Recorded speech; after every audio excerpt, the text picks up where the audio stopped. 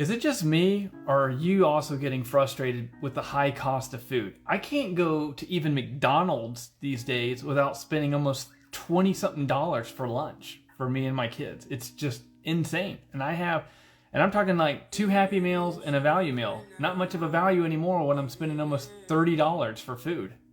Let's talk about it. I mean, do y'all remember when we used to have a dollar menu? I do. It was awesome. But you know what? As soon as we started enjoying this, they got rid of it. And then what did we get? Well, after 2013, then they gave us this.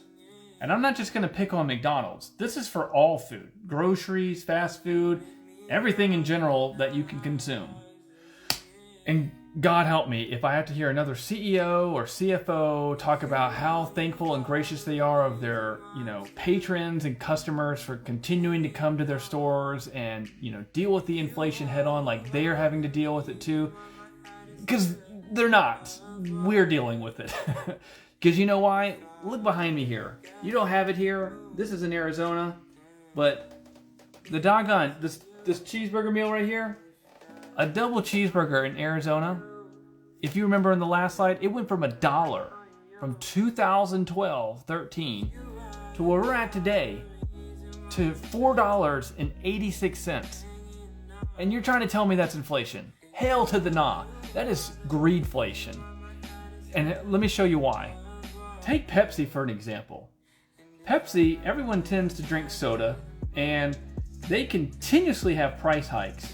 And however, the interesting thing about Pepsi is, even though they're raising their prices due to inflation, the interesting thing is if you actually look at their 10K or their quarterly filings, their top line, their revenue, is up nearly 15%.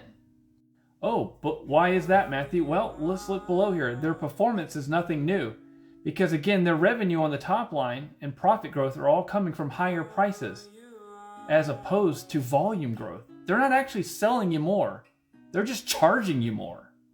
So while these companies are fighting the good fight against inflation to help us little guys out, just remember, their menu prices are up 10% from a year earlier. And just like Chipotle, McDonald's is also having record profits and their stocks at all-time highs and eclipsing new 52-week highs as we speak. So if you get tired of paying higher prices and you're wondering when's it ever going to change, well, just continue to look at the stock prices on a lot of these companies.